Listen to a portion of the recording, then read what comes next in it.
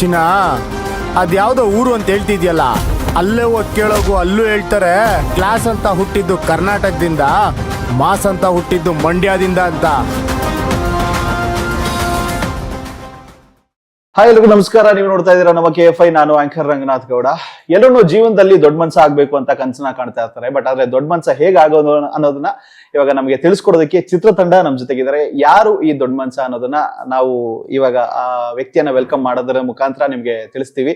So ಇವರು ಮೂಲತಃ ರಂಗಭೂಮಿ ಕಲಾವಿದರು, ಹಾಗೆ ಜನಪದ ಕಲಾವಿದರು ಕೂಡ ಹೌದು. ಸೊ ದ ವೆರಿ ಟ್ಯಾಲೆಂಟೆಡ್ ಆಗಿರುವಂತಹ ಆಕ್ಟರ್ ನಮ್ ಜೊತೆಗಿದ್ದಾರೆ. ಶರತ್ ಕೃಷ್ಣ ಅವರಿಗೆ ಸ್ವಾಗತ. ನಮಸ್ಕಾರ. ನಮಸ್ಕಾರ ಸರ್. ಆಕ್ಟರ್ ಆಲ್ಸೋ ಡೈರೆಕ್ಟರ್ ಅಂತಾನೆ ಹೇಳ್ಬೋದು. And also the very talented heroine ಕೂಡ ನಮ್ ಜೊತೆಗಿದ್ದಾರೆ. ಶಿಲ್ಪಾ ಅವ್ರಿಗೂ ಕೂಡ ಸ್ವಾಗತ. ನಮಸ್ಕಾರ. ಎಸ್. ಸೊ ಇವಾಗ ಟ್ಯಾಲೆಂಟೆಡ್ ಅಂತ ಹೇಳಿದ ತಕ್ಷಣನೇ ಆ ಟ್ಯಾಲೆಂಟ್ ಹೆಂಗೆ ಹೊರಗೆ ಬರುತ್ತೆ ಅಂತ ಹೇಳಿದ್ರೆ ಈ ಆಕ್ಟರ್ ಡೈರೆಕ್ಟರ್, ಅದಕ್ಕೆ ಮುಂಚೆ ನಾವು ಮಾತಾಡ್ತೀವಿ ಅನ್ನೋದಾದ್ರೆ ರಂಗಭೂಮಿ ಕಲಾವಿದರು ಕೂಡ ಹೌದು. ಸೊ ಇಷ್ಟು ಪ್ರತಿಭೆಗಳನ್ನ ಇಟ್ಕೊಂಡು ಇಷ್ಟು ವರ್ಷ ಬೇಕಾಯ್ತಾ ನಿಮ್ಗೆ ದೊಡ್ಡ ಮನ್ಸನಾಗಿ ಇಂಡಸ್ಟ್ರಿಗೆ ಬರೋದಕ್ಕೆ? ಅಂದ್ರೆ ಕನ್ಸು ದೊಡ್ಡದಾಗಿದ್ದಾಗ ಟೈಮ್ ತಗೊಳುತ್ತಲ್ಲ ಸರ್. ಸಣ್ಣ ಪುಟ್ಟದೇನೋ ಒಂದು ಹೌದಪ್ಪ ಹಿಂಗ್ ಮಾಡಿ ಹಿಂಗ್ ಮುಗಿಸ್ಬಿಡೋಣ ಅನ್ನೋ ತರ ಇದ್ದಿದ್ರೆ ಬಹುಶಃ ತುಂಬಾ ಅರ್ಲಿನಲ್ಲೇ ನಾನು ಕಾಣಿಸ್ಕೊಬೋದಾಗಿತ್ತು. ಸೊ ಇಲ್ಲ, ಒಂದು ಕಲ್ಚರ್, ಒಂದು ಡಿಸಿಪ್ಲಿನ್, ಒಂದು ಎಥಿಕ್ಸ್, ಒಂದು ಪ್ರೊಫೆಷನ್ ಥೀಮ್ ಇಟ್ಕೊಂಡು ಬಂದಂತದ್ದು ನನ್ನ ಮೈಂಡ್ ಅಲ್ಲಿ. ಸೊ ಆಕ್ಟಿಂಗ್ ಆಗಿರ್ಬೋದು ಅಥವಾ ಡೈರೆಕ್ಷನ್ ಆಗಿರ್ಬೋದು, ಸೊ ಮಾಡಿದ್ಮೇಲೆ ನೀಟಾಗಿ ಮಾಡೋಣ. Success failure secondary. ನಮ್ಮ ಎಫರ್ಟ್ ಆನೆಸ್ಟ್ ಆಗಿರ್ಬೇಕು. ಆಮೇಲೆ ಒಂದು ಪ್ರೆಸೆಂಟೇಶನ್ ನೀಟಾಗಿರ್ಬೇಕು. ಒಬ್ಬ ಆಕ್ಟರ್ ಅಂತಂದ್ರೆ ಅವ್ನಿಗೆ ಏನೇನ್ ಕ್ವಾಲಿಟೀಸ್ ಇರ್ಬೇಕು, ಅವ್ನ್ ಹೇಗ್ ಕಾಣಿಸ್ಕೊಬೇಕು. ನಾಟ್ ಓನ್ಲಿ ಲುಕ್ಸ್ ಒಂದೇ ಮ್ಯಾಟರ್ ಆಗಲ್ಲ.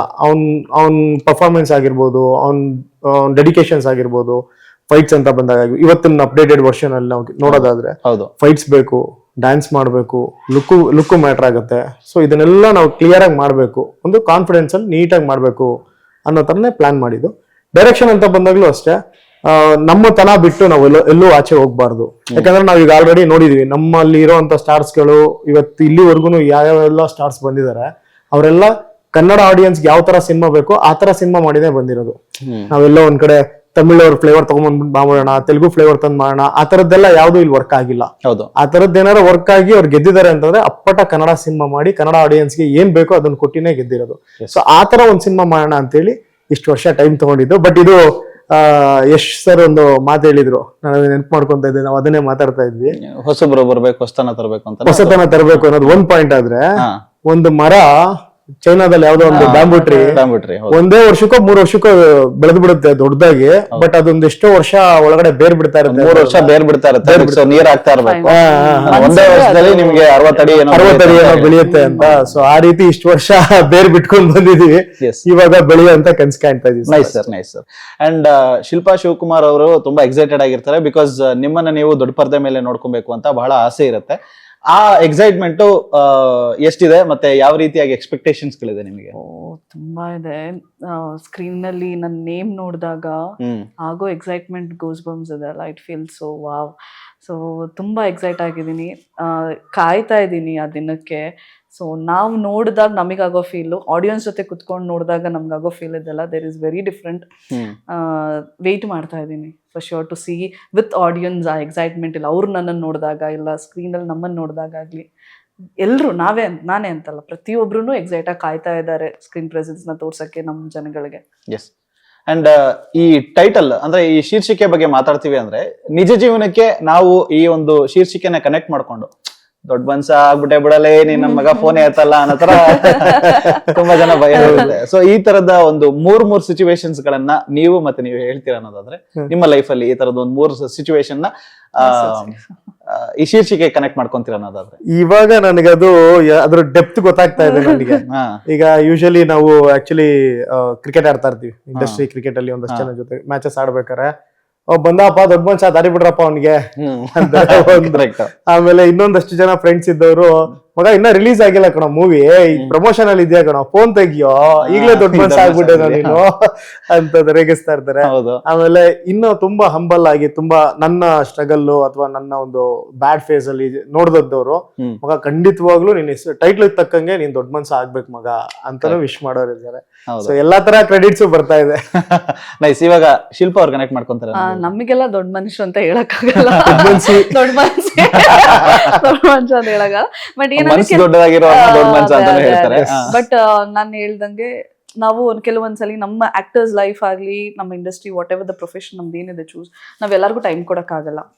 ಸೊ ನಾವು ಫೋನ್ ಎತ್ತದಲ್ಲೇ ಇದ್ದಾಗ, ಆಸ್ ಆಫ್ ಸರ್ ಹೇಳಿದಾಗ, ಮೀಟ್ ಮಾಡಕ್ ಆಗದಲ್ಲೇ ಇದ್ದಾಗ, ಏನೋ ಒಂದು ಪ್ಲಾನ್ ಇರುತ್ತೆ, ಸಡನ್ ಆಗಿ ನಾವು ಅವ್ರನ್ನ ಮೀಟ್ ಮಾಡಕ್ಕಾಗಲ್ಲ, ವಿ ನೀಡ್ ಟು ಸ್ಟಾಪ್ ಅಂದಾಗೆಲ್ಲ ಅವಾಗ ಹೇಳ್ತಾ ಇರ್ತಾರೆ, ನಿಮ್ಗೋಸ್ಕರ ಕಾಯ್ತಾ ಇರ್ತೀನಿ ಬರಕ್ಕೆ, ಅಂದ್ರೆ ಎಲ್ಲಿ ಹೋಗ್ಬಿಟ್ಟಿದ್ಯಾ ಕಾಣೆ, ಈಗ್ಲೇ ನೀನ್ ಹಿಂಗೆ ಮುಂದೆ ಹೆಂಗೆ ಅನ್ನೋ ಮಾತುಗಳು ಕೇಳಿ ಕೇಳಿ ಕೇಳಿ ಲೈಕ್ ಓಕೆ ಅಟ್ಲೀಸ್ಟ್ ಹೌದಾ ಹೇಳಿ ಹೇಳಿ ಕಾಯ್ತಾ ಇದ್ದೀನಿ. ನಾವ್ ನೆಕ್ಸ್ಟ್ ನೀನ್ ಸಿಕ್ಕದ್ಮೇಲೆ ನಾವ್ ಯಾರು ಅಂತೀಯಾ, ಏನು ಎಲ್ಲಿ ಸಿಗದೇ ಇಲ್ವೇನೋ ಅನ್ನೋ ಮಾತುಗಳು ಕೇಳಿದಾಗ, ಆತರ ನಾವು ಡೆಫಿನೆಟ್ಲಿ ನಮ್ಮ ಸ್ಪೇಸ್ ನಾವು ಕೊಟ್ಟೇ ಕೊಡ್ತೀವಿ ಅವ್ರಿಗೆ ಅಂತ ಇದ್ದಾಗ. ಬಟ್ ಅದೇ ಈ ತರ ಮಾತುಗಳು ನಾನ್ ಕೇಳಿದ್ದು ಓಕೆ. ಅನುಭವ. ನಿಮ್ ಟೀಮ್ ಅಲ್ಲಿ ದೊಡ್ಡ ಮನುಷ್ಯ ಅಂತ ಹೇಳೋದಾದ್ರೆ ಯಾರು ಇರ್ಬೋದು, ನೀವ್ ಹೇಳ್ತೀರಾ ಅನ್ನೋದು? ಅಂದ್ರೆ ನಿಮ್ ಟೀಮ್ ಅಲ್ಲಿ, ಮೂವಿ ಟೀಮ್ ನಲ್ಲಿ? ನಾನ್ ಶರತ್ ಸರ್ನ ಹೇಳ್ತೀನಿ. ಓಕೆ. ನಿಮ್ ರಿಯಲ್ ಲೈಫ್ ನಲ್ಲಿ? ಆರ್ಯಲ್ ನಮ್ಮಪ್ಪ. Oh nice. ಅಂತಂದ್ರೆ Shivakumar sir. Yes thank you. And ನಿಮ್ಮ ಲೈಫ್ ನಲ್ಲಿ ಸರ್ ದೊಡ್ಡ ಮನುಷ್ಯ ಅನ್ನೋದಾದ್ರೆ ಯಾರು? ನನ್ನ ಲೈಫ್ ನಲ್ಲಿ ನಮ್ ತಂದೆ ಆಬ್ವಿಯಸ್ಲಿ. ಒಂದು ಈ ಸಿನಿಮಾ ಅಂತ ಬಂದಾಗ ನಾನ್ ನರೇಟ್ ಮಾಡದಂತ ಕತೆನ ನಂಬಿ ದುಡ್ಡು ಹಾಕಕ್ ಬಂದ್ರಲ್ಲ, ಅವತ್ತಿನ ನನ್ನ ಸಿಚುಯೇಷನ್ ನನ್ನ ಜೊತೆನಲ್ಲಿ ನಿಂತ್ಕೊಂಡ್ರಲ್ಲ ಅವರು. ಅಂಡ್ ಅಗೈನ್ ಅದೊಂದ್ ಸ್ವಲ್ಪ ಡ್ರಾಪ್ ಆಗಿ ಎಲ್ಲೋ ಒಂದ್ ಕಡೆ ಸ್ಟ್ರಗಲ್ ಆದಾಗ ನನ್ನ ಹೋಲ್ ಫ್ಯಾಮಿಲಿ ನನ್ನ ಜೊತೆನಲ್ಲಿ ನಿಂತ್ಕೊಂಡು, ಯಾರು ಮಾಡಕ್ ಆಗದೆ ಇರೋದನ್ನ ನೀನ್ ಮಾಡ್ತಾ ಇದ್ಯಾ, ಸಕ್ಸಸ್ ಫೇಲ್ಯೂರ್ ಸೆಕೆಂಡ್ರಿ, ನೀನ್ ಸಿನಿಮಾ ಕಂಪ್ಲೀಟ್ ಮಾಡು ಅಂತೇಳಿ ಎಲ್ಲಾ ತರದಲ್ಲೂ ಸಪೋರ್ಟಿಂಗ್ ನಿಂತ್ಕೊಂಡ್ರಲ್ಲ. ಸೊ ಇವರೆಲ್ಲರೂ ದೊಡ್ಡ ಮನುಷ್ಯರೇ. ಓ ನೈಸ್.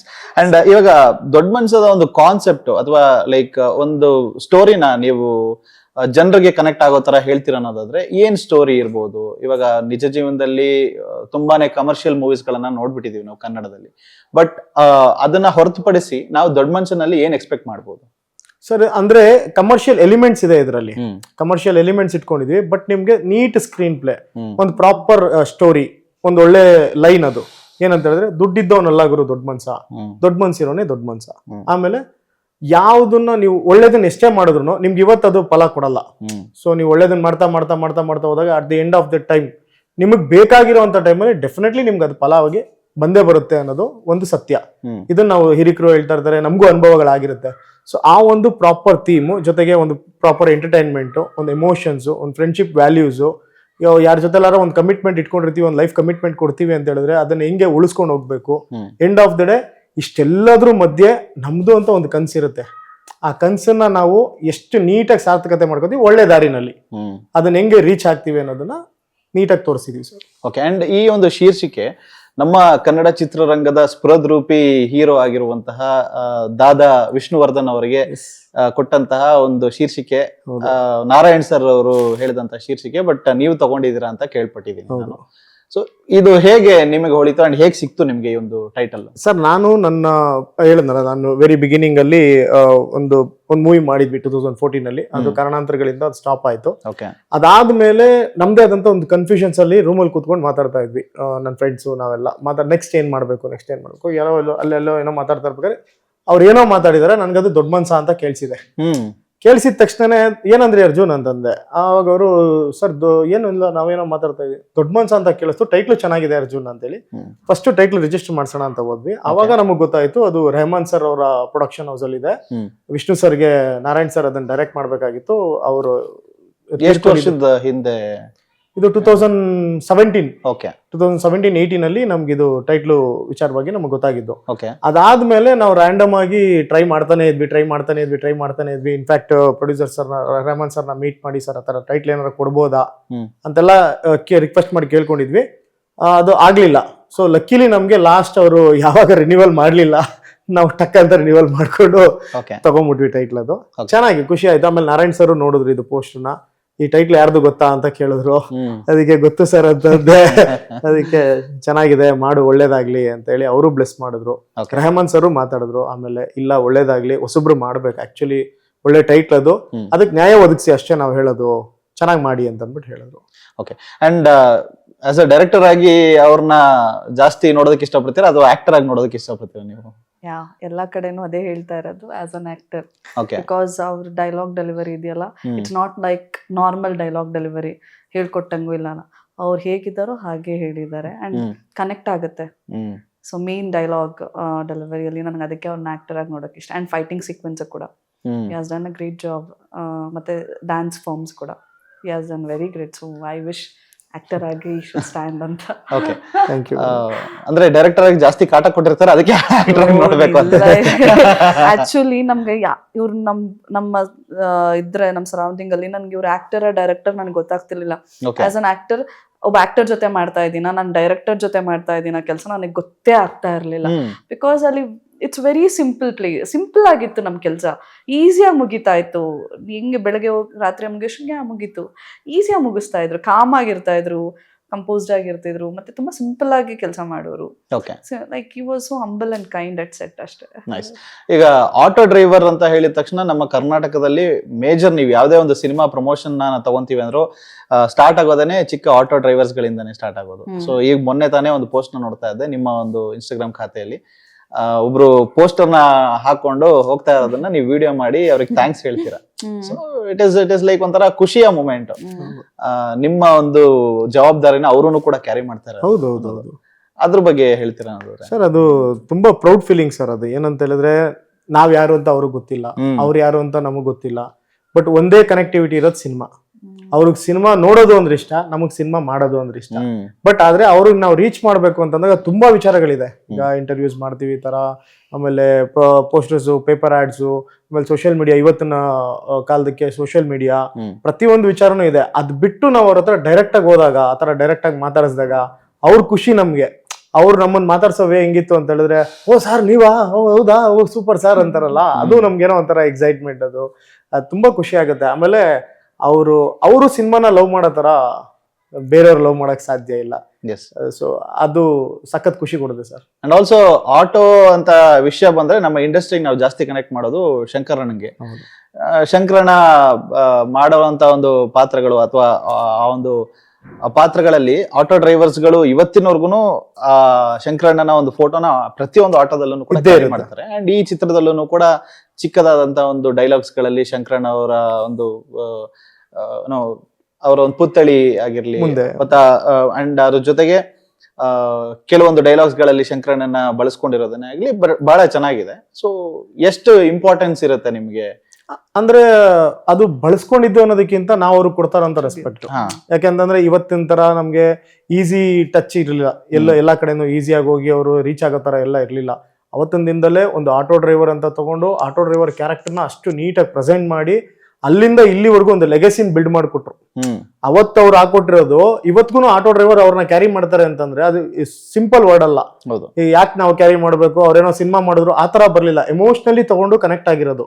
ಇವತ್ತು ಶಂಕರಣ್ಣ ಅಂದ್ರೆ ಆಟೋ ಡ್ರೈವರ್ ಅಂದ್ರೆ ಶಂಕರಣ್ಣ ಅನ್ನೋದು ಒಂದು ಅದು ಲಿಖಿತ ಶಾಸನ ಅದು. ಸೊ ಹಾಗಾಗಿ ಆ ತರದೊಂದು ಕ್ಯಾರೆಕ್ಟರ್, ಆ ತರದೊಂದು ವಿಚಾರಗಳನ್ನ ನಾವು ತುಂಬಾ ಸೂಕ್ಷ್ಮವಾಗಿ ಯೋಚನೆ ಮಾಡ್ಬೇಕಾಗಿ ಬರುತ್ತೆ ಸರ್. ಓಕೆ. ಅಂಡ್ ಹೀರೋಯಿನ್ ಅಂತ ಬಂದಿದ ತಕ್ಷಣ ತುಂಬಾನೇ ಜನ ಗ್ಲಾಮರಸ್ ಆಗಿ ಕಾಣಿಸ್ಬೇಕು ಅಥವಾ ನನಗೆ ಈ ತರದನ್ನೇ ಪಾತ್ರಗಳು ಬರ್ಬೇಕು ಅನ್ನೋ ತರ ಇರುತ್ತೆ. ಬಟ್ ನಿಮಗೆ ಈ ಒಂದು ಪಾತ್ರ ಎಷ್ಟು ಸ್ಯಾಟಿಸ್ಫ್ಯಾಕ್ಷನ್ ಅನ್ನು ಕೊಟ್ಟಿದೆ ಅಂಡ್ ಯಾವ ರೀತಿಯಾಗಿ ಬಿಫೋರ್ ಅಂಡ್ ಆಫ್ಟರ್ ಎಫೆಕ್ಟ್ಸ್ ಅನ್ನ ನೋಡ್ಬೋದು, ಮೂವಿ ರಿಲೀಸ್ ಆದ ನಂತರ ಯಾವ ರೀತಿಯಾಗಿ ಇಂಪ್ಯಾಕ್ಟ್ ಇರ್ಬೋದು? ನನಗೆ ಇವರು ಕತೆ ಹೇಳಿದ ತಕ್ಷಣ ಡೆಫಿನೆಟ್ಲಿ ನನಗೆ ಸ್ಕ್ರೀನ್ ಪ್ರೆಸೆನ್ಸ್ ಕಮ್ಮಿ ಇದ್ರೂ ತುಂಬಾ ವೇಟೇಜ್ ಅನ್ಸ್ತು. ಕಮ್ಮಿ, ನನ್ ಅಲ್ಲಿ ನೋ ಅನ್ನಕ್ಕೆ ಸ್ಪೇಸೇ ಇರ್ಲಿಲ್ಲ. ನಾನು ಐ ಸೆಡ್ ಎಸ್. ಯಾಕಂದ್ರೆ ಪ್ರತಿಯೊಂದು ಸ್ಕ್ರೀನ್ ಪ್ಲೇ ಏನ್ ಕೊಟ್ಟಿದ್ದಾರೆ, what ever they formed, it's very weightage, ತುಂಬಾ ತೂಕ ಆಯ್ತು ನನ್ನ ಕ್ಯಾರೆಕ್ಟರ್ಗೆ. ಸೊ ನಾನು ಏನು ಹೇಳ್ತೀನಿ, ನನ್ನ ಕ್ಯಾರೆಕ್ಟರ್ ಯಾವುದೇ ಥರ ಬಿಲ್ಡಪ್ಸ್ಗಳಾಗಲಿ ಇಲ್ಲ ಒಂದು ಫಾರ್ಮ್ಗಳಾಗಲಿ ಇಲ್ಲ ಹೇಗೆ ಕಮರ್ಷಿಯಲ್ ವೇಲಿ ಹೀರೋಯಿನ್ಸ್ ಬರ್ತಾರೆ ಆ ಥರ ಅಲ್ಲ, ಇಟ್ಸ್ ಕಂಪ್ಲೀಟ್ಲಿ ನ್ಯಾಚುರಲ್.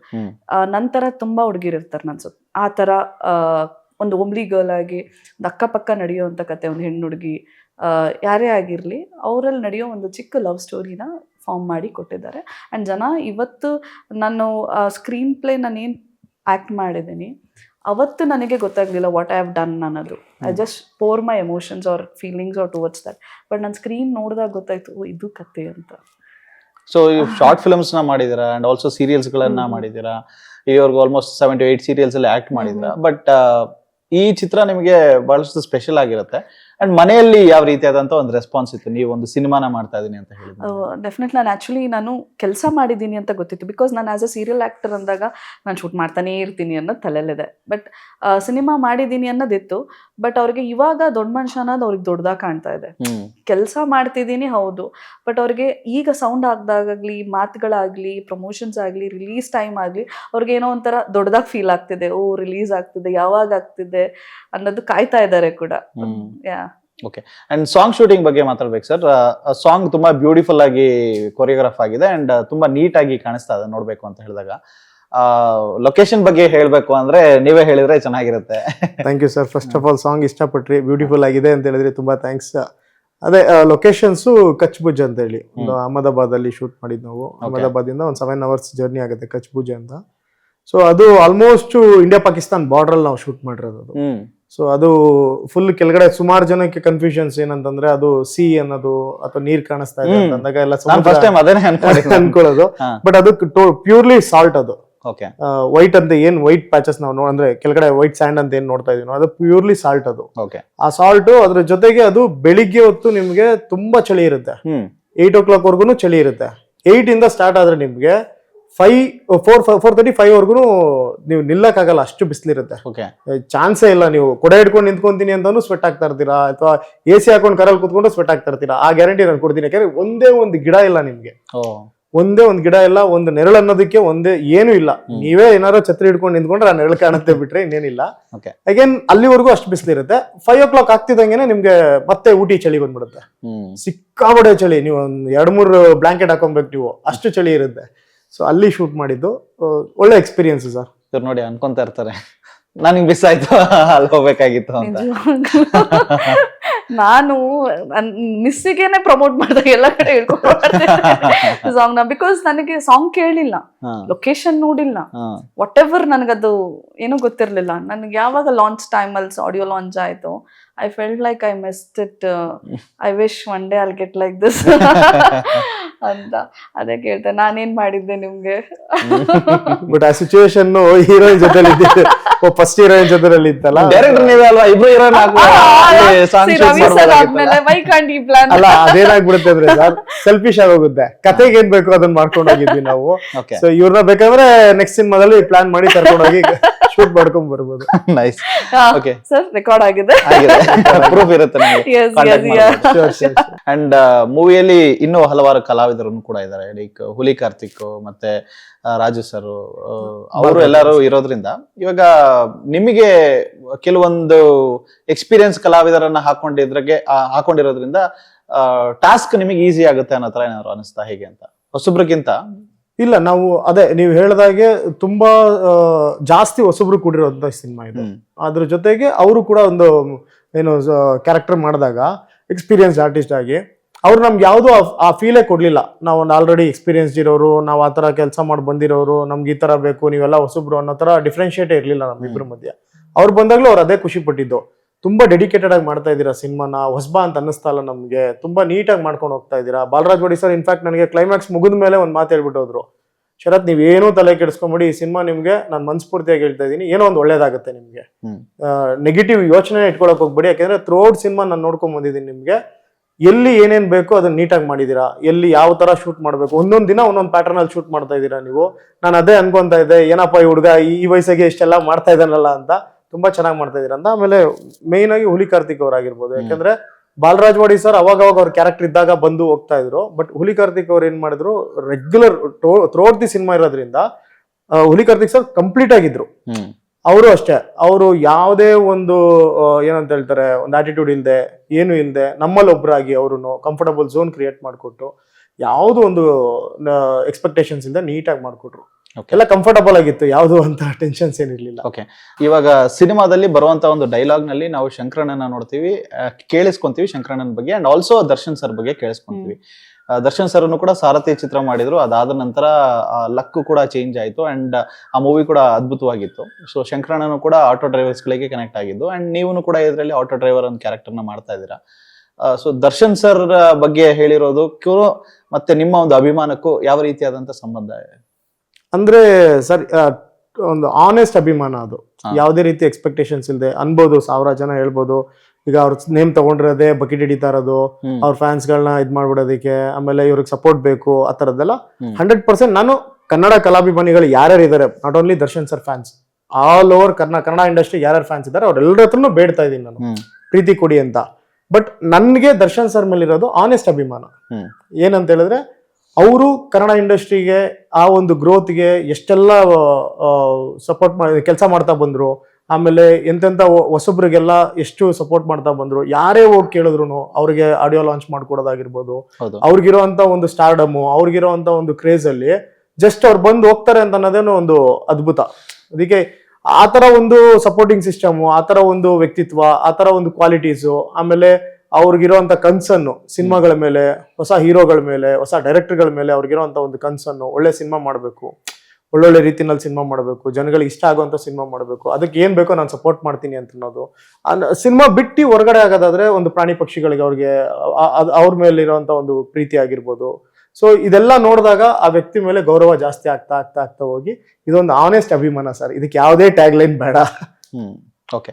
ಅಂಡ್ ಇಂಡಸ್ಟ್ರಿನಲ್ಲಿ ಇರುವಂತಹ ನಮ್ಮ ಆಕ್ಟರ್ಸ್ ಗಳನ್ನ ನಾವು ನೋಡ್ತೀವಿ ಅನ್ನೋದಾದ್ರೆ ಒಬ್ಬೊಬ್ರು ಕೂಡ ಒಂದೊಂದು ಮುತ್ತು ರತ್ನ ಹವಳಗಳೇ. ನಮ್ಮ ಇಂಡಸ್ಟ್ರಿಯಲ್ಲಿ ದೊಡ್ಡ ಮನುಷ್ಯ ಅನ್ನೋದಾದ್ರೆ ಯಾರು? ಎಲ್ರು ದೊಡ್ಡ ಮನುಷ್ಯನೇ ಸರ್. ನೀವೇ ಹೇಳಿದಾಗೆ ಇವರು ಅವರು ಅಂತ ನಾವು ಹೆಸರು ಮಾಡಕ್ಕಾಗಲ್ಲ. ನಿಮಗೆ ಪರ್ಸನಲ್ ಆಗಿ ಇಂಡಸ್ಟ್ರಿನಲ್ಲಿ ಇವರು ದೊಡ್ಡ ಮನುಷ್ಯ ಅನ್ನೋ ತರ ಇಲ್ಲ ಸರ್, ಎಲ್ರು ದೊಡ್ಡ ಮನುಷ್ಯ. ಲಾಸ್ಟ್ ವೀಕ್ ನನ್ನ ಸಿನಿಮಾ ಈಗ 19th ರಿಲೀಸ್ ಆಗುತ್ತೆ ಅಂದ್ರೆ 12th ರಿಲೀಸ್ ಆಗುತ್ತಲ್ಲ ಸಿನಿಮಾ ಹೀರೋ, ಅವರು ದೊಡ್ಡ ಮನುಷ್ಯ. ಅವರು ಸಿನಿಮಾ ಮಾಡ್ಬೇಕು ಅಂತ ಪ್ಯಾಷನೇಟ್ ಆಗಿ ಬಂದಿರ್ತಾರೆ. ಪ್ಯಾಷನೇಟ್ ಆಗಿ ಯಾರೆಲ್ಲ ಸಿನಿಮಾ ಮಾಡಿದಾರೆ ಇಲ್ಲಿವರೆಗೂ ಎಲ್ರು ದೊಡ್ಡ ಮನುಷ್ಯ ಸರ್. ಓಕೆ, ನಿಮ್ಗೆ ನಿಮ್ಮ ಪ್ರಕಾರ? ನಾನು ಹೇಳೋದು ದೊಡ್ಡ ಮನುಷ್ಯರು, ಮಾನವತೆ, ಮನುಷ್ಯತ್ವ ಯಾರಿಗಿದೆ ಅಂಡ್ ವಾಟ್ ಎವರ್ ಒಂದು ಅಲ್ಲ, ನಮ್ಮ ಇಂಡಸ್ಟ್ರಿಯಲ್ಲಿ ಇರುವಂತ ಆಕ್ಟರ್ಸ್ ಗಳನ್ನ ನಾನು ಆಕ್ಟರ್ಸ್ ಅಂತ ಹೇಳಿದ್ರೆ ಪ್ರತಿ ಒಬ್ರು ಈಗ ನಾವು ಅವರು ಇವರು ಅಂತ ನಾವು ಮೆನ್ಷನ್ ಮಾಡಕ್ಕಲ್ಲ. ಬಿಕಾಸ್ ಅವ್ರು ಕೊಟ್ಟಿರೋದು ನಮ್ಮ ಇಂಡಸ್ಟ್ರಿಗೆ ತುಂಬಾನೇ it's a great gift for us. ನಾವ್ ಇವತ್ತೆಲ್ಲ ಈಗ ಕೂತಿದ್ದೀವಿ ಅಂದ್ರೆ ಅವ್ರು ಕೊಟ್ಟಿರೋ whatever the tribute for us to do ಈ ತರ ಎಲ್ಲ. ಸೊ ಅವರೆಲ್ಲ ಗ್ರೇಟೇ ಅಲ್ಲ, ನಾವ್ ಅದಕ್ಕೆ ಗ್ರೇಟ್ ಆಕ್ಟರ್ಸ್ ಅಂತೀವಿ, ದೊಡ್ಡ ಮನುಷ್ಯ ಅವರು. ಅವರಿಂದನೇ ನಾವು ಹಿಂದೆ ಬರ್ತಾ ಇರೋದು ಅವ್ರು ನೋಡಿ. ಆಸ್ ಆಫ್ ನಾವು ದರ್ಶನ್ ಸರೇ ಆಗ್ಲಿ ಇವತ್ತು ಇನ್ಸ್ಪೈರ್ಡ್ ಬೈ ಅಂತ ಯಾಕೆ ಹೇಳ್ತೀವಿ ಅಂದ್ರೆ ಅವ್ರನ್ನ ನೋಡೇ ನಾವು ಸಿನಿಮಾ ಚೂಸ್ ಮಾಡಿರ್ತೀವಿ. ಯಾರೇ ಆಕ್ಟರ್ಸ್ ನಲ್ಲಿ ನಾವು ಅವ್ರನ್ನ ಸ್ಕ್ರೀನ್ ಅಲ್ಲಿ ನೋಡೇ ನಾವು ಸಿನಿಮಾಗೆ ಹೋಗೋಣ ಅನ್ನೋ ಚೂಸ್ ಮಾಡ್ತೀವಲ್ವಾ. So they are inspire, admire ಮಾಡ್ತೀವಿ. They are all big peoples, great peoples ಅಂತ ಹೇಳ್ತೀವಿ. ಸೊ ನಿಮ್ಮ ಫೇವರೇಟ್ ಆಕ್ಟರ್ ಅನ್ನೋದಾದ್ರೆ ಇಂಡಸ್ಟ್ರಿನಲ್ಲಿ? ಪ್ರತಿಯೊಬ್ರು ಗ್ರೇಟ್ ಆಕ್ಟರ್ಸ್ ಆಗ್ಬಿಟ್ಟಿದೆ. ಸಿ ಒಂದ್ ಸಾಂಗ್ ಅಂತ ಬಂದ್ರೆ ಒಬ್ರು ಇರ್ತಾರೆ, ಡ್ಯಾನ್ಸ್ ಅಂತ ಬಂದ್ರೆ ಒಬ್ರು ಇರ್ತಾರೆ, ಅಂತ ಬಂದ್ರೆ ನನಗೆ ಅದು ಜಡ್ಜ್ಮೆಂಟ್ ಹೇಳಿ ಪರವಾಗಿಲ್ಲ ಹೇಳಿ. ಬಟ್ ನಾನ್ ಅಡ್ಮೈರ್ ಮತ್ತೆ ನಾನ್ ಇನ್ಸ್ಪೈರ್ ಆಗೋದು ಯಶ್ ಸರ್ನ, because of his work and dedication and what he does to ಆ ಇಂಡಸ್ಟ್ರಿ ಅಂಡ್ ಚೇಂಜ್ ಓವರ್. ನಮಗೆ ಚೇಂಜ್ ಓವರ್ ಬೇಕಿತ್ತು, some changes he has done. ಹಾಗಂತ ಆ ಸಿನಿಮಾನು ರೆಸ್ಪೆಕ್ಟ್ ಮಾಡ್ತೀವಿ, ನಮ್ಮಂತ ಸಿನಿಮಾಗಳನ್ನೂ ನಾವು ರೆಸ್ಪೆಕ್ಟ್ ಮಾಡ್ತೀವಿ. So yeah, this is what. Okay, sir ನಿಮಗೆ ಇನ್ಸ್ಪಿರೇಷನ್ ಅನ್ನೋದಾರೆ ಇಂಡಸ್ಟ್ರಿನಲ್ಲಿ? ನನಗೆ ಯೂಶುವಲಿ ಅಂದ್ರೆ ವೆರಿ ಬಿಗಿನಿಂಗ್ ಅಲ್ಲಿ ಸರ್, ನಾನು ಸ್ಕೂಲ್ ಡೇಸ್ ಅಲ್ಲಿ ಸ್ಕೂಲ್ ಸೆಂಡ್ ಆಫ್ ಮಾಡ್ತಾರಲ್ಲ 10th ಅಲ್ಲಿ, ಅವಾಗ ಅಪ್ಪು ಸಿನಿಮಾ ನೋಡಿ ತಾಲಿಬಾನ್ ಅಲ್ಲ ಸಾಂಗ್ಗೆ ಡ್ಯಾನ್ಸ್ ಮಾಡಿದ್ದೆ. ಅದನ್ನ ನೋಡಿದಾಗ ಒಂದಷ್ಟು ಜನ ಹೇಳಿದ್ರು ಚೆನ್ನಾಗಿ ಮಾಡಿದೆ ಮಗ, ಚೆನ್ನಾಗಿ ಮಾಡಿದೆ ಅಂತ. ಇನಿಷಿಯಲ್ ಡೇಸ್ ಅಲ್ಲಿ ಅಪ್ಪು ಸರ್, ಶಿವಣ್ಣ, ಬರ್ತಾ ಬರ್ತಾ ಬರ್ತಾ ಬರ್ತಾ ಗ್ರಾಜುಯಲಿ ಅವ್ರ ಸಿನಿಮಾಗಳು ನೋಡ್ತಾ ಹಾಗೆ ದರ್ಶನ್ ಸರ್ ಆಗಿರ್ಬೋದು ಅಂಡ್ ಉಪ್ಪಿ ಸರ್ ಆಗಿರ್ಬೋದು, ಒಂದು ಯಾರ್ಯಾರು ನಮ್ಮ ಕನ್ನಡ ಸಿನಿಮಾ ಇಂಡಸ್ಟ್ರಿಗೆ ಏನೇನೆಲ್ಲ ಒಳಿತಿಗಾಗಿ ಸಿನಿಮಾ ಮಾಡ್ತಾ ಬಂದ್ರಲ್ಲ ಅವ್ರನ್ನೆಲ್ಲ ನೋಡಿದಾಗ ನಮ್ಗೆ ಅಷ್ಟೇ ಖುಷಿ ಆಗುತ್ತೆ. ಇವಾಗ ರೀಸೆಂಟ್ಲಿ ಹೇಳ್ಬೇಕು ಅಂತಂದ್ರೆ ನಂಗೆ ಡಾಲಿ ಸರ್ ಮೇಲೆ ತುಂಬಾ ರೆಸ್ಪೆಕ್ಟ್ ಇದೆ. ಯಾಕೆ ಅಂತ ಕೇಳಿದ್ರೆ, ಒಂದು ಅವರು ಅರ್ನ್ ಮಾಡಿದ್ರು, ಹೌದು, ಜನ ಸಂಪಾದನೆ ಮಾಡಿದ್ರು, ಹಣ ಸಂಪಾದನೆ ಮಾಡಿದ್ರು, ಎಲ್ಲ ಮಾಡಿದ್ರು. ಅಗೇನ್ ಅದನ್ನ ತಗೊಂಡ್ಬಂದು ಇಂಡಸ್ಟ್ರಿಗೆ ಆಗ್ತಾ ಇದಾರೆ. ಯಾಕೆಂತಂದ್ರೆ ಅವರು ಹೀರೋ ಆಗಿ ಮಾಡ್ತಾ ಇದಾರೆ, ಡೈರೆಕ್ಟರ್ ಆಗಿ ಮಾಡ್ತಾ ಇದಾರೆ, ಪ್ರೊಡ್ಯೂಸರ್, ಅದೆಲ್ಲ ಸೆಕೆಂಡ್ರಿ. ಒಂದು ಪ್ರೊಡಕ್ಷನ್ ಹೌಸ್ ಕ್ರಿಯೇಟ್ ಮಾಡಿದ್ರು, ಹೊಸ ಟ್ಯಾಲೆಂಟೆಡ್ ಹುಡುಗರುಗಳಿಗೆ ಅವಕಾಶಗಳು ಕೊಡ್ತಾ ಬಂದ್ರು. ಸೊ ಅದೆಲ್ಲ ಏನಾಗುತ್ತೆ, ನಮ್ಗೆ ಅವ್ರ ಮೇಲೆ ಗೌರವ ಜಾಸ್ತಿ ಮಾಡಿಸುತ್ತೆ. ಹೌದಪ್ಪ, ಕರೆಕ್ಟ್, ನಾವ್ ಇಲ್ಲಿ ದುಡ್ದಿದೀವಿ, ನಾವ್ ಇಲ್ಲಿ ತಗೊಂಡಿದೀವಿ, ಇಲ್ಲೇ ಹಾಕೋಣ, ಇಲ್ಲೇ ಹಾಕಿ ಇಲ್ಲೇ ಯಾರಿಗಾರು ಒಳ್ಳೇದ್ ಮಾಡೋಣ ಅನ್ನೋದು. ಸೊ ಈ ತರದ ವಿಚಾರಗಳಲ್ಲೆಲ್ಲ ಇನ್ಸ್ಪೈರ್ ಮಾಡ್ತಾರೆ ಅಂಡ್ ಅವ್ರನ್ನೆಲ್ಲ ನೋಡಿದಾಗ ಖುಷಿ ಆಗುತ್ತೆ ಸರ್. ಓಕೆ, ಸೊ ನಮ್ಮ ಕನ್ನಡ ಚಿತ್ರರಂಗದಲ್ಲಿ ನೀವು ನಿರ್ದೇಶಕನಾಗಿ ಮುಂದುವರಿಬೇಕು ಅಂತ ಇಷ್ಟ ಇದೆಯಾ, ಅಥವಾ ಕಲಾವಿದನಾಗಿ ಮುಂದುವರಿಬೇಕು ಅಂತ ಇಷ್ಟ ಇದೆಯಾ ನಿಮ್ಗೆ? ಯಾವ್ದು ಸಿಗುತ್ತೆ ಅದ್ರಲ್ಲಿ ಮುಂದುವರಿಬೇಕು ಸರ್, ಒಟ್ಟೋ ಸಿನಿಮಾ ಮಾಡ್ತಾ ಇರ್ಬೇಕು. ಓಕೆ, ಸೊ ಎರಡು ಸಿಕ್ಕಿದ್ರೆ ಪುಣ್ಯ. ಬಟ್ ಎನಿವೇಸ್, ದೊಡ್ಡ ಮನುಷ್ಯ ರಿಲೀಸ್ಗೆ ರೆಡಿ ಆಗಿದೆ ಅಂಡ್ ಎಲ್ಲ ಪ್ರೇಕ್ಷಕರಿಗೆ ಏನಾದ್ರು ಹೇಳ್ತೀರಾ ಅನ್ನೋದಾದ್ರೆ ಫೈನಲಿ? ಎಸ್ ಸರ್, ನಾನು ಸ್ಟ್ರೆಸ್ ಮಾಡಿ ಹೇಳ್ತಾ ಇದ್ದೀನಿ, ಕನ್ನಡ ಕಲಾಭಿಮಾನಿಗಳು ಯಾರ್ಯಾರು ಇದ್ದೀರಾ ಕರ್ನಾಟಕದಲ್ಲಿ, ಅಪ್ಪಟ ಕನ್ನಡ ಸಿನಿಮಾ ದೊಡ್ಡ ಮನುಷ್ಯ. ನೀವ್ ಯಾಕೆ ಈ ಸಿನಿಮಾ ನೋಡ್ಬೇಕು ಅಂತ ಹೇಳಿದ್ರೆ, ಈ ಹಿಂದೆ ನೀವೆಲ್ಲ ಥಿಯೇಟರ್ನಲ್ಲಿ ಏನ್ ಸೆಲೆಬ್ರೇಟ್ ಮಾಡ್ತಾ ಇದ್ರಿ, ಯಾವ ತರ ಸ್ಟೋರಿ ಬೇಕು, ಯಾವ ತರ ಕಂಟೆಂಟ್ ಇರಬೇಕು, ಯಾವ ತರ ಒಂದು ಕಮರ್ಷಿಯಲ್ ಎಲಿಮೆಂಟ್ಸ್ ಇರಬೇಕು ಸಿನಿಮಾದಲ್ಲಿ ಅಂತ ನಿಮ್ಮ ಆಸೆ ಇಟ್ಕೊಂಡು ನೀವು ಸಿನಿಮಾ ನೋಡೋದಕ್ಕೆ ಬರ್ತಾ ಇದ್ರಿ. ಆ ರೀತಿ ಮಾಡಿರುವಂತ ಒಂದು ಸಿನಿಮಾ ದೊಡ್ಡ ಮನ್ಸ. ಸೊ ಹಾಗಾಗಿ ಜೂನ್ 19ನೇ ತಾರೀಕು ತಾವೆಲ್ಲರೂ ಥಿಯೇಟರ್ಗೆ ಬಂದು ದೊಡ್ಡ ಮನ್ಸ ಸಿನಿಮಾ ನೋಡೋದ್ರ ಮುಖಾಂತರ ಮತ್ತೆ ಕನ್ನಡದಲ್ಲಿ ಹೊಸ ಟ್ಯಾಲೆಂಟ್ಗಳಿಗೆ ಸಪೋರ್ಟಿಂಗ್ ಆಗಿದ್ದು ಹಾಗೆ ನಮ್ಮಂಥವ್ರಿಗೆ ಬೆಳೆಸ್ಬೇಕು, ನಮ್ಮಂಥವ್ರನ್ನ ಹರಿಸ್ಬೇಕು, ಆಶೀರ್ವದಿಸ್ಬೇಕು ಅಂತ ಕೇಳ್ಕೊಂತೀನಿ. ಜೂನ್ 19ನೇ ತಾರೀಕು ಎಲ್ಲರೂ ಥಿಯೇಟರ್ಗೆ ಬಂದು ದೊಡ್ಡ ಮನ್ಸ ಸಿನಿಮಾ ನೋಡಿ ನಿಮ್ಮ ಅಭಿಪ್ರಾಯ ತಿಳಿಸಿ. Yes, and thank you so much ಇಷ್ಟೊತ್ತು ನಮ್ಮ KFI ಜೊತೆ ಮಾತಾಡೋದಕ್ಕೆ. ಎಲ್ಲರೂ ಕೂಡ ಚಿತ್ರಮಂದಿರದಲ್ಲಿ ದೊಡ್ಡ ಮನ್ಸನ್ನ ನೋಡಿ ಅಂಡ್ ಎಲ್ಲರೂ ಕೂಡ ದೊಡ್ಡ ಮನುಷ್ಯರಾಗ್ರಿ. ಎಲ್ಲರೂ ದೊಡ್ಡ ಮನುಷ್ಯರು ಇರ್ತೀರಾ. ನಿಮ್ಮಂತ ದೊಡ್ಡ ಮನುಷ್ಯರು ಬಂದು ಸಿನಿಮಾಗಳನ್ನ ನೋಡಿದ್ರೇನೆ ನಮ್ಮಂತ ಕಲಾವಿದರೆಲ್ಲರೂ ಕೂಡ ದೊಡ್ಡವರಾಗೋದು, ದೊಡ್ಡ ಮನುಷ್ಯರಾಗೋದು. And all the very best ನಿಮ್ಮ ಎಲ್ಲ ಫ್ಯೂಚರ್ ಪ್ರಾಜೆಕ್ಟ್ಸ್ ಗಳಿಗೆ. ನಿಮ್ಗೂ ಕೂಡ ಒಳ್ಳೇದಾಗ್ಲಿ. ಅಂಡ್ ಜೂನ್ 19 ದೊಡ್ಡ ಮನ್ಸ ರಿಲೀಸ್ ಆಗ್ತದೆ ಚಿತ್ರಮಂದಿರದಲ್ಲಿ. ಈ ಚಿತ್ರನ ನೋಡಿ. Thank you so much sir.